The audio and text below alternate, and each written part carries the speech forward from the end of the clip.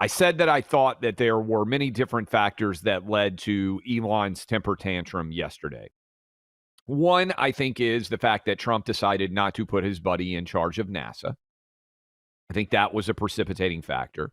I think that AI and the fact that Trump has been leaning into a relationship with Sam Altman, who is Elon's big AI rival.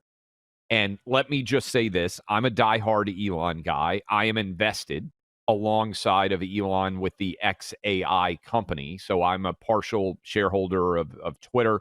I'm a partial shareholder of the AI company. And so I want Elon to be as wildly successful there as possible. And if you want to say that I'm biased in Elon's favor, you can certainly argue that because I've got money that I believe is well invested with Elon. But I'm telling you what I think is coming out of the Elon Trump relationship, where that it sort of emanates from. So I think it's NASA. I think it's AI. I think it's general frustration over the slow movement of the government in general. Here's the other part of this. It's the big, beautiful bill, because this it precipitated, at least publicly, the fight. And let me kind of dive in here and tell you what I think. Okay, so the way that the government budget gets balanced really can occur two ways. And I think this will, in many ways, crystallize the battle between these two guys. One way the government budget can get balanced is by cutting the government expenses so that they are below the government revenues. That is basic, understandable economics for anybody out there that has ever had to balance the checkbook, ever had to balance the family budget. You say, hey, we've got $10,000 here in monthly expenses. We're only making $7,000. Well, you're going to end up running a deficit of $3,000 every month unless you cut your expenses to under $7,000, right? It's basic economics. Much of life is just basic economics, and I wish we did a better job of teaching two things in schools. There are a lot of things I wish, well, history is the one that is just given up on, and you guys know I'm a history nerd. But in terms of things that matter to you, economics and probability and statistics, all of life is economics and probability and statistics. Everything in your life comes down to economics and probability and statistics. And if you don't agree with me, it's just because you haven't realized it yet.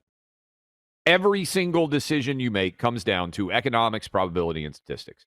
The people who are the richest in the world are the best at analyzing risk, which is really just a combination in many ways of economics, probability, and statistics. What is the likelihood of an event that is going to occur? If you are better at predicting the likelihood of an event, you are going to make a lot of money.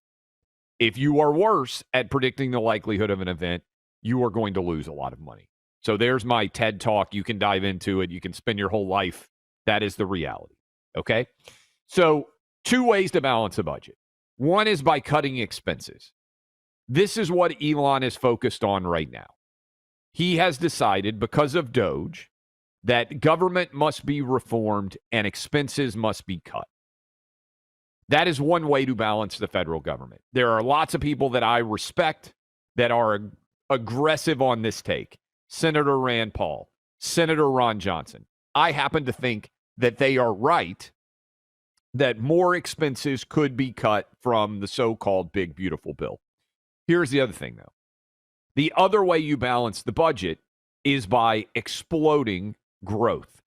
Do you know what explosive growth looks like? 3%. If we can grow the the larger United States economy at 3% or more over the next several years, the budget will balance too, because the overall growth rate of the economy is going to exceed the growth in which we are spending money. Now, this is really kind of a family dive relationship here, right? You, in your own life, may be married to someone who is more on the cut the expenses side. Men I will say, in general, a lot of times are cut the expenses in a household. Generally speaking, sometimes women are. But then there's also the grow the pie vision of life. Well, we can take that vacation right now because we're going to be making more money in 6 months. I know it's expensive to take the kids. I just went, trust me, to Universal Studios. And it's going to mean that we spend more this month than we're making. But, in 3 months, I'm going to be getting a raise. Or in 3 months, we're going to be coming into a little bit of extra money. So really, we're growing the pie and we're still going to be okay financially. One is realistic, look at the world as it is and adjust right now, planning. The other is, hey, let's think about where we're going. We can afford to spend more right now. And guess what?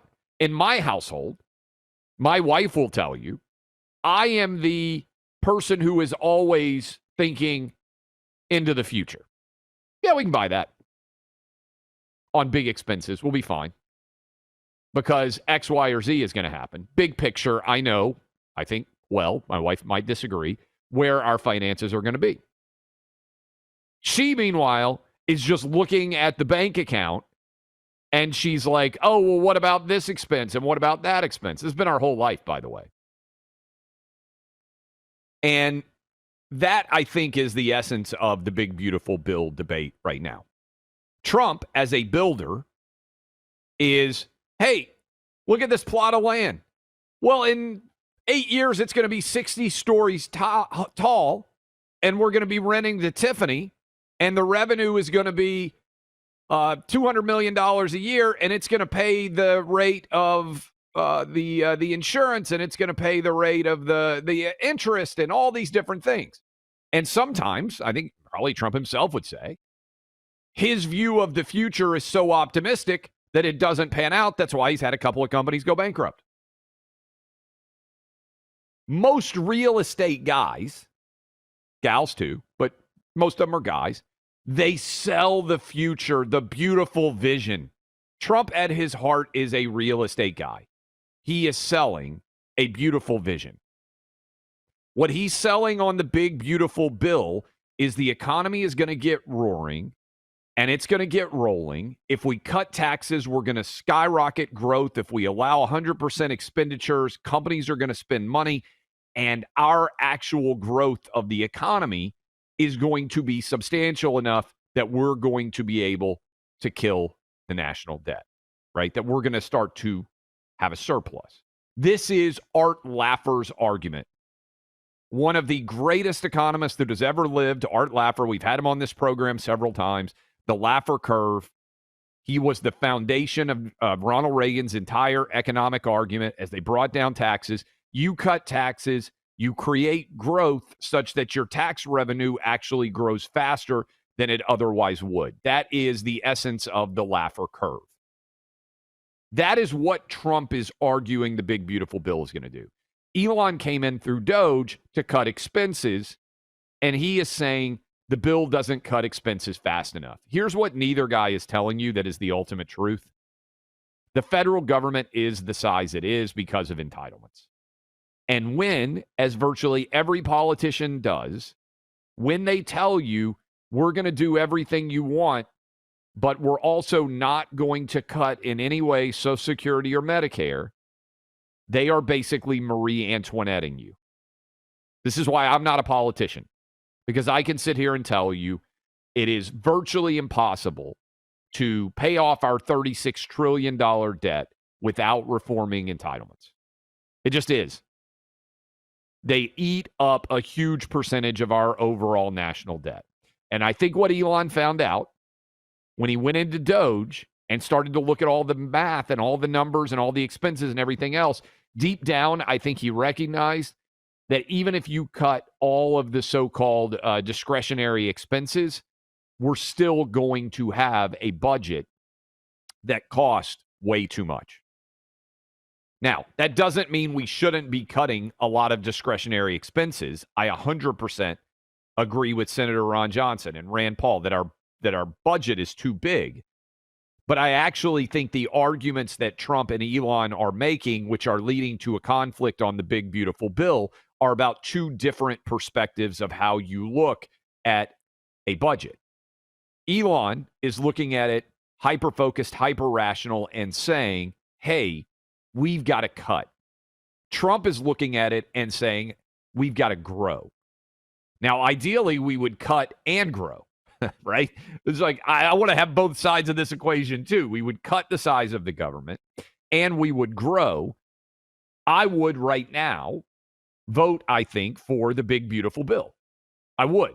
Is it imperfect? Yes. Do I wish it cut expenses more? Yes. All of these things are true. I think what Elon and Ron Johnson and Rand Paul are saying is true. I also think what Trump is saying is true.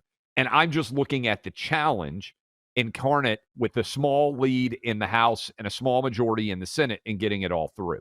By the way, great email that just came in. I want to read it from so many of you are weighing in. And let me see if I can find the one that Ali sent to me during the commercial break. This was Donna. She said she subscribed just to weigh in with this. I had to subscribe right now to share my agreement with your take on Musk versus Trump. I'm 70-something, grew up in the New York City suburbs. Same milieu. I can never pronounce that word. Milieu. Some words guys know I can't pronounce. Same area as Trump. Yeah, it's too French. They tried to say it in my ear. I can't say it. My father was a hustler businessman, so I know the type like Trump. Bombastic, salesman. Doesn't bother me. I'm married to a tech engineer, and I have a brother who is a highly technical engineer. You're spot on about the mindset of engineers. I joke with friends and family about them having no social intelligence. They're perfectionists, OCD, whatever you call it. I'm sad the waste Musk identified isn't being addressed fully. He's not wrong. I'm reading the biography of Teddy Roosevelt, and his first experience with politics in Albany is pretty alarming. I'm guessing things are still that bad. Not surprised Musk has hit so many roadblocks. Yes. And Musk and founding his entire companies are all about destroying roadblocks. And then he tries to do what he thinks is 100% right, gets ripped to the shreds for it. And a lot of the things that he is doing are not being implemented as he would implement them if he's a CEO. He's frustrated. He lashes out. I think that explains everything going on right now. If you have a family, many of us do, just talking about family budgeting, the challenge of how to think about the future, you should have a will. That's a legal document. Spells out exactly how you want things to go when you're no longer around. I have one. I also have trust set up, all sorts of stuff. Only a third of Americans have a will. That's crazy. That's crazy low. And one reason is a lot of people just don't know where to begin, who to trust with taking care of their family after they pass. You can take care of this. Take the stress away. Trustandwill.com is the website. They make writing a will simple, affordable. The result will give you peace of mind, not just for you, but your entire family. That website, trustandwill.com, they're experts in creating personalized trusts and wills that protect your legacy. That's trustandwill.com.